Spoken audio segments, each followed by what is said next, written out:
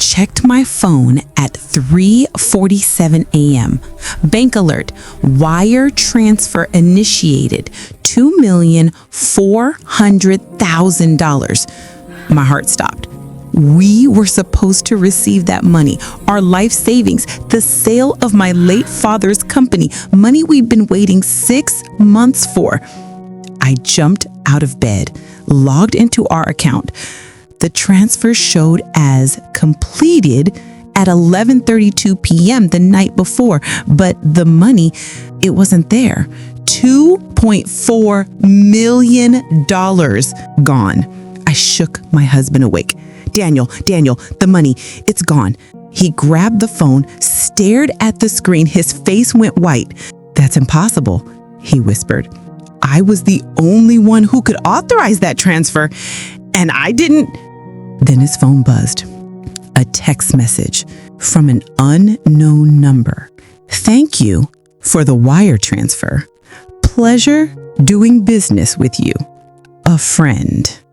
My name is Sarah Mitchell. I'm 34 years old, and in the next 72 hours, I would discover that the person who stole our money wasn't a stranger.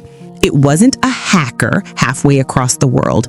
It was someone who sat at our dinner table, someone who knew our passwords, our security questions, our entire lives, someone who'd been planning this for 2 years. And the worst part, we'd helped them do it. This is the story of how I lost everything in one night and found out who I'd really married. Before we dive into what happened next, if you want to hear how this unfolds, hit that subscribe button and smash the like. Trust me, you're not going to believe where this goes. Now, back to that terrifying morning. We didn't sleep the rest of that night. Daniel called the bank the second they opened at 8 a.m. I was on another phone with the police, filing a report that felt surreal even as I was saying the words. $2.4 million was stolen from our account. The detective on the line sounded skeptical. Ma'am, are you sure this wasn't authorized by you or your spouse? I'm sure. We're both sitting here. Neither of us initiated this. Sometimes people forget. We didn't forget stealing our own money. The bank was worse. Mr. Mitchell, the account manager said over speakerphone, the wire transfer was initiated using your credentials, your username, your password, and the two-factor authentication code from your registered phone number. Daniel's hand was shaking so hard, he almost dropped the phone. That's impossible. My phone was on my nightstand all night. No one else has access to the... Sir, the security logs show the transfer was authorized at 11:32 p.m. from an IP address in San Francisco. Is that your current location? Yes, but was your phone stolen recently? Has anyone had access to your accounts? No. No. But his voice cracked on that second no, and I saw something flicker across his face, something that made my stomach drop. After the call ended, I looked at him, really looked at him. Daniel, is there something you're not telling me? What? No, Sarah, I don't know what happened, I swear. Then why did you hesitate? I didn't hesitate. You did. When they asked if anyone had access to your accounts, he stood up, started pacing. I'm stressed. We just lost everything. I'm allowed to be stressed. He was right. Of course he was right. But something felt off. I spent that morning going through everything. Our computer, Daniel's phone, bank statements, email records. Looking for, I don't know what, evidence, clues, something that would explain how this happened. And then I found it. In Daniel's email, in his trash folder, an email from 3 weeks ago from someone named Victoria Grant with the subject line, Reinvestment Opportunity Discussion. I opened it. Daniel, great seeing you last Thursday. I finalized the paperwork for the LLC. Once the funds transfer, we can move forward with the acquisition. Remember, discretion is key until everything is locked in. See you Wednesday." Daniel had told me he was working late last Thursday, and Wednesday nights, he'd started going to networking events about 6 months ago. I scrolled up, found the original email chain. It went back 8 months. 8 months of emails about investments, LLCs, business opportunities. And not once had Daniel mentioned any of this to me. When he came back from clearing his head, I was sitting at the kitchen table with his laptop open. "Who's Victoria?" He froze. Actually froze mid-step. "What?" "Victoria Grant, the woman you've been emailing for 8 months. The woman you've been meeting with on Wednesday nights. Who is she?" "Sarah, it's a business contact. I was gonna tell you." "Tell me what? That you've been having secret meetings? That you set up an LLC without telling me? That you were planning to do something with our money without consulting me?" "It wasn't like that." "Then what was it like?" He sat down, put his head in his hands, and then he told me everything. 6 months ago, he'd met Victoria at a conference. She was an investment banker, sharp, confident. She'd approached him with an opportunity, a company in biotech. They were developing a revolutionary cancer treatment. Early stage, but Victoria had insider information. She said if we invested before their FDA approvals announcement, we could triple our money in 6 months. "So you were going to invest our money without telling me?" "I was going to tell you, but I knew you'd say no. You're always so cautious." "Cautious? Daniel, we're talking about $2.4 million. "I know, but this was a sure thing. Victoria showed me the data, the clinical trials. Everything checked out." "Where's Victoria now?" He looked up at me, and I saw it then. The realization dawning on his face. "Oh my God," he whispered. "Oh my God. Sarah, what if she played you? What if there is no biotech company? What if Victoria Grant isn't even her real name?" His face crumpled. No, she was legitimate. I did research. I verified." "Did you? Or did you verify information she gave you?" He grabbed his laptop, started searching. "Victoria Grant, investment banker, San Francisco." Nothing. No LinkedIn, no company website, no professional registration. She said she kept a low profile, that high net worth clients preferred discretion. "Daniel, you gave our banking information to a ghost." We went through everything, every email, every document she'd sent. The company prospectus linked to a website that no longer existed. The clinical trial data was full of medical jargon, but when I actually read it carefully, said nothing specific. The investment agreement he'd signed, it gave Victoria, or whoever she really was, power of attorney over associated accounts for transaction purposes. Daniel had given her legal access to our money. "Sarah, I think I've been conned. We've been conned because you decided to play venture capitalist behind my back. I was trying to secure our future." We had a secure future. We had $2.4 million, and now we have nothing because you wanted to what? Impress some woman? Prove you were smarter than everyone else? He didn't answer because there was no good answer. We're going to find her. Victoria, or whatever her real name is. We're going to track down every email, every phone call, every meeting place, and we're going to get our money back. The police were less than helpful. Wire fraud cases are difficult to prosecute, the detective said, especially when the victim willingly provided access to their accounts. My husband was manipulated. This is fraud. I understand, Mrs. Mitchell, but proving criminal intent when there's a signed agreement is challenging. Your best bet is to hire a private investigator and pursue civil litigation. So that's what we did. I hired Marcus Chen, former FBI financial crimes investigator.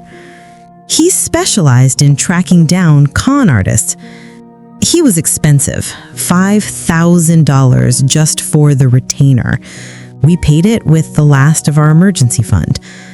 Investigation montage.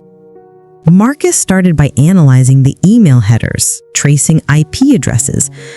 The emails originated from different locations, he told us 3 days later. Coffee shops, libraries, public Wi-Fi spots. She was careful. Never used the same location twice. What about the phone number Daniel called? Burner phone, bought with cash, no way to trace it. The address where they met? Co-working space. She rented it by the hour using a fake ID. Every lead was a dead end. But then Marcus found something. The wire transfer. It went to an account at Pacific West Bank. I have a contact there. They can't give me account details without a subpoena, but they can tell me if the account is still active. It was. And 3 days after our money disappeared, there was a transaction. $50,000 withdrawn in cash from a branch in Palo Alto. Do they have security footage? I asked.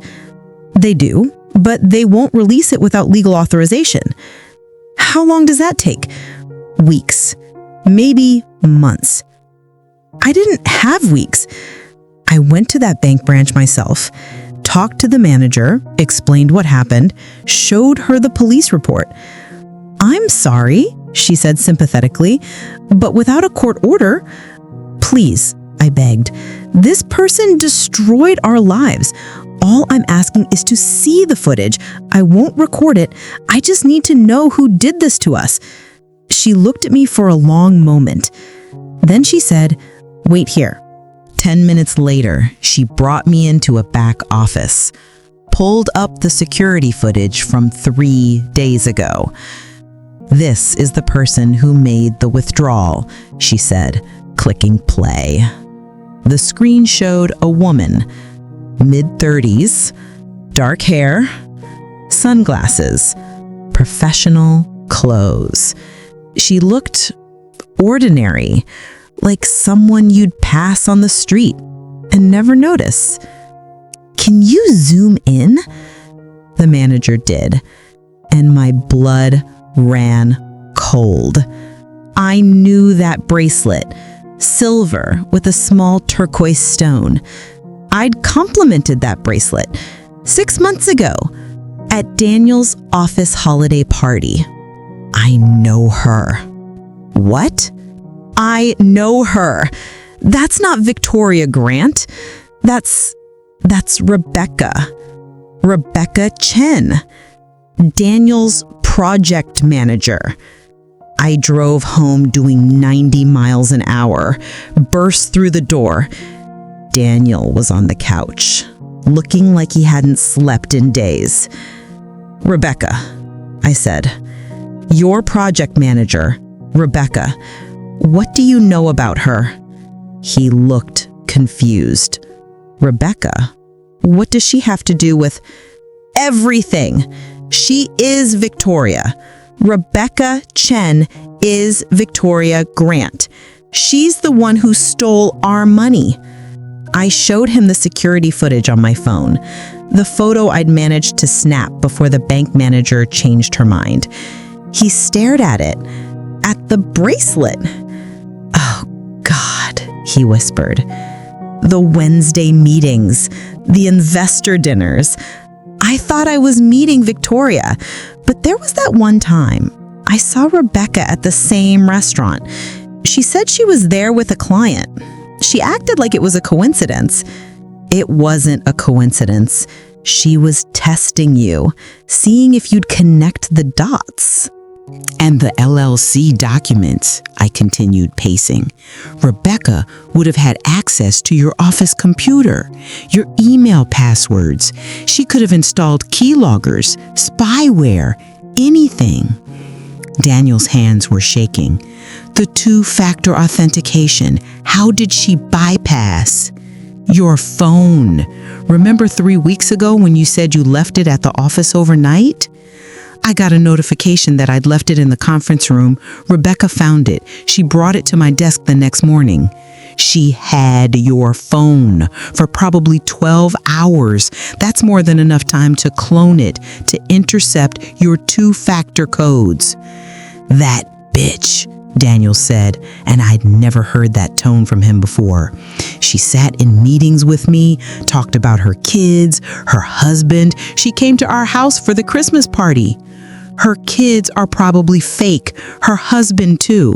Daniel, she's a professional. This is what she does. How do we prove it? Marcus is already on it, but we need to move fast. She's had the money for 4 days now. She could disappear any moment. Marcus had an idea. If Rebecca, or whatever her real name is still working at your husband's company, she's waiting for something, probably for the heat to die down before she runs. So what do? We give her a reason to meet with you one last time, and we get her on record confessing. It was risky, possibly illegal, but we were out of options. I called Rebecca from Daniel's phone. She answered on the second ring. Hey, Daniel, what's up? Rebecca, I said, this is Sarah. Silence. Sarah? Hi, is everything okay? Her voice was perfect, concerned, innocent. I need to talk to you about the investment, the Victoria Grant deal. Another pause, longer this time. I'm not sure what you mean. Yes, you do. I know it was you, Rebecca. I saw the security footage. I know you took our money. Sarah, I think you're confused. Maybe the stress. Meet me today, 3 p.m., the coffee shop on Market Street, just you and me, because if you don't, I'm going to the police with everything I have, and I'm going to make sure your real name ends up in every newspaper in the state. You're bluffing.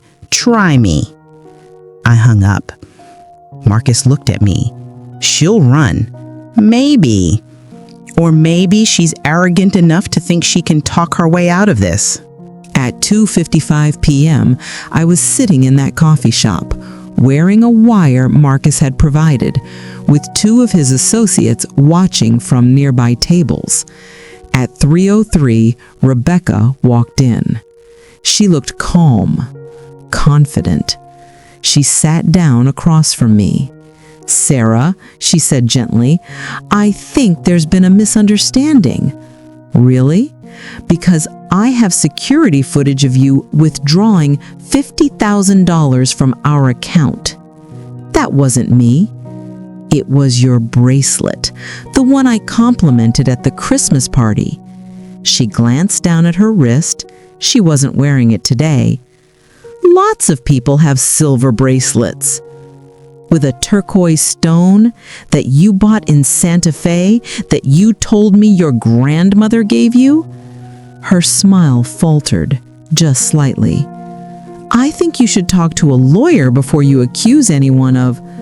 I have emails, IP addresses, meeting locations, and I have Daniel's testimony that you had access to his phone, his computer, everything. Daniel authorized those investments. I was just what? Just pretending to be someone else? Just stealing $2.4 million? Rebecca's mask dropped. Her expression turned cold, hard. You want to know the truth, Sarah? Your husband is a fool. He wanted to believe he was special, that he was getting some exclusive deal. All I did was tell him what he wanted to hear. So you admit you conned him? I admit I took advantage of an opportunity. That's not illegal. He gave me access to his accounts. He signed the documents. That's on him." Marcus stepped out from the table behind her. "Actually, it is illegal. Fraud, identity theft, wire fraud. That's 20 years federal time." Rebecca's face went white. She stood up. "I'm leaving." "No," Marcus said calmly, "you're not, because the FBI is already outside, and they'd very much like to talk to you." Through the window, I could see 2 federal agents approaching the door. Rebecca looked at me, at Marcus, at the agents, and then she ran. She made it about 15 feet before they tackled her. Rebecca's real name was Jennifer Caldwell. She had 6 prior fraud convictions under different names. She'd stolen over $12 million from various victims across 8 states. And she'd been on the FBI's watch list for 3 years. Our case was the one that finally caught her. They recovered about $800,000 of our money. The rest was gone. Moved offshore, hidden in crypto, untraceable. $800,000 out of $2.4 million. It wasn't nothing, but it wasn't everything either. Daniel and I were still together, barely. Trust is a fragile thing, and once it's broken, it doesn't just glue back together. He lied to me, went behind my back, made decisions that destroyed our financial security. But he was also a victim, manipulated by a professional con artist. We're in therapy now, working through it. Some days are better than others. I learned something through all of this. Evil doesn't always look like what you expect. Sometimes it looks like a friendly coworker, someone who brings donuts to meetings and asks about your weekend. And the people closest to you, they're not immune to manipulation. Intelligence doesn't protect you. Education doesn't protect you. Ego, insecurity, the desire to be special. Those are the vulnerabilities that predators exploit. Daniel wanted to be seen as smart, as successful, as someone who could make moves. And Jennifer saw that and used it. If you take anything from this story, take this. Financial decisions should never be secret. Not in a marriage, not in a partnership. If someone pressures you to keep an investment opportunity quiet, run. If someone says, "Trust me," but won't give you time to do your own research, run. And if something feels too good to be true, it is. Every single time. I'm still rebuilding. We both are. 800,000 is a start. We'll make it work. But I'll never forget the morning I woke up to find our entire savings gone. And I'll never stop being grateful that we caught her. Because somewhere out there are people who didn't. People who lost everything and never got any of it back. I was lucky. And I'll never take that for granted. My name is Sarah Mitchell, and I survived. Thank you so much for listening to my story. If it made you think twice about protecting yourself and your finances, please hit that like button and subscribe to hear more real stories about real people facing impossible situations. Your support means everything. I'll see you in the next one. Stay safe out there. This story is a work of fiction created for entertainment and educational purposes. Any resemblance to actual persons, living or dead, or actual events is purely coincidental. The characters, names, and incidents are products of imagination. Thank you for watching.